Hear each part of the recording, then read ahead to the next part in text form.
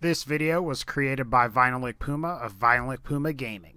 Hey guys, it's been a little over a week, but I wanted to go ahead and go over some more cut content for Borderlands the pre-sequel. And unlike last time, where I covered some cut weapons from the vanilla game of Borderlands the pre-sequel, today I want to go over some cut weapons from the Claptastic Voyage DLC expansion. Specifically, what glitch weapons and the overall glitch rarity looked like in an earlier stage of development. So like the title of this video suggests, we're going to be looking at the prototype glitch rarity. So as you all know, glitch rarity was first introduced with the Claptastic Voyage DLC expansion for Borderlands the pre-sequel, and ultimately pretty much every non-unique weapon in Borderlands the pre-sequel, including the lasers, have a glitch variant. So for example, the Dahl double tap rifle has a glitch variant, as does the Torg Ravager, and the Jacobs Gatling gun assault rifle. Of course, all glitch weapons have different glitches. For example, some have better chances to perform one of the four glitches available on glitch weapons, which of course are the loop, which increases a gun's fire rate while simultaneously causing the gun to keep firing.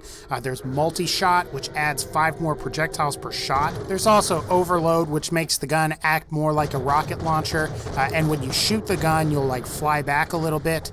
And then of course there is amplify, which is the final one, which gives a given weapon, it makes it act more like a gun does with the B shield equipped, although your shields slightly drain while you're using that particular glitch effect, or while it's active, I should say.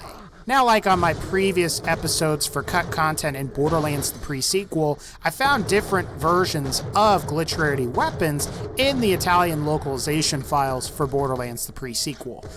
Unlike the vast majority of glitch weapons that we ultimately got and appeared in the Claptastic Voyage DLC expansion, these particular glitch weapons appear to have red text. And if copied directly from the Italian localization files, this red text reads, quote, Ricarica.exe danneggiato, riparare, and then of course in parentheses it has an abbreviated S for C, which would be yes, and an abbreviated N for no, which means no.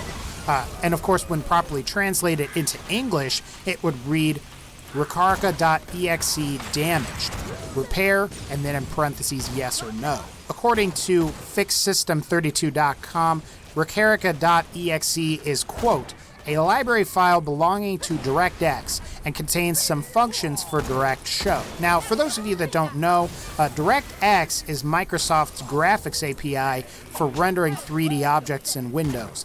It was and is still used to develop games for Microsoft Windows, so think of your PC versions for your favorite games.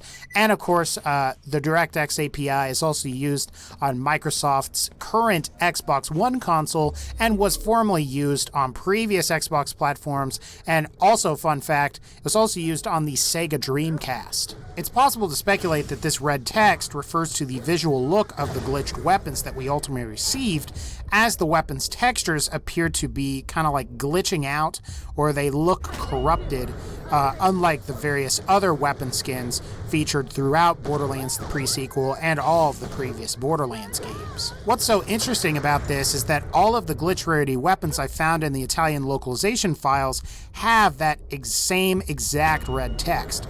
Also, like certain weapons from the base game of Borderlands the pre-sequel, like Zarpedon's Cyber Eagle, for example, all of the glitch rarity weapons were supposed to have a unique prefix that simply would display as glitched, and then of course the name of the weapon. And proof of this is found in this line from the Italian localization code, which reads, quote, it'll have brackets, name.prefix.prefix underscore glitch, then it says weapon name part definition, close brackets, and then of course below that it says part name equals, in quotations, glitched. What's also interesting is that it appears there were going to only be 8 glitch weapons, and of course these were going to be based on certain weapon types to represent certain manufacturers. So for example, you've got the assault rifle, which would have been the 455-LT rifle, and that would have represented Vladov. You have the SMG, or the 5MUG, which would have represented Malwan. For the rocket launchers, you would have had the Boomer, which is spelled with 2 zeros, and that of course would have represented Torgue. And then finally for sniper rifles, you would have had the Sharpshooter, which would have been spelled with an A, a 4 as opposed to an A, and that would have represented Jacobs. The same thing goes with actually each laser barrel type, because each laser barrel type goes with a specific manufacturer. So for example, the Hyperion laser barrel would have been referred to as the Railer, the Dahl laser barrel referred to as the Blaster, the Malwan laser barrel referred to as the Beamer, and finally the Tediore laser barrel would have been referred to as the Splitter. As you've noticed from the display text in this video, each of these weapons is in Leet speak, which is an alternative alphabet for many languages, most commonly used on the internet. For example, Leet would show as L33T in Leet speak. That's also why the Cutie Killer and Heartful Splodger appear differently from other weapons featured in the Claptastic Voyage DLC. If we were to see one of these weapons appear in the game, like the prototype Glitch Sniper, the display text would have read Glitched Sharpshooter with the red text saying Recaria.exe, damaged, repair, and then yes or no in parentheses. Unfortunately, as of now, I haven't found any unique barrels or skins for these weapons, so I would assume that they are very similar to what we ultimately received, meaning that the skins for these weapons would have been pretty much identical to what we ultimately got.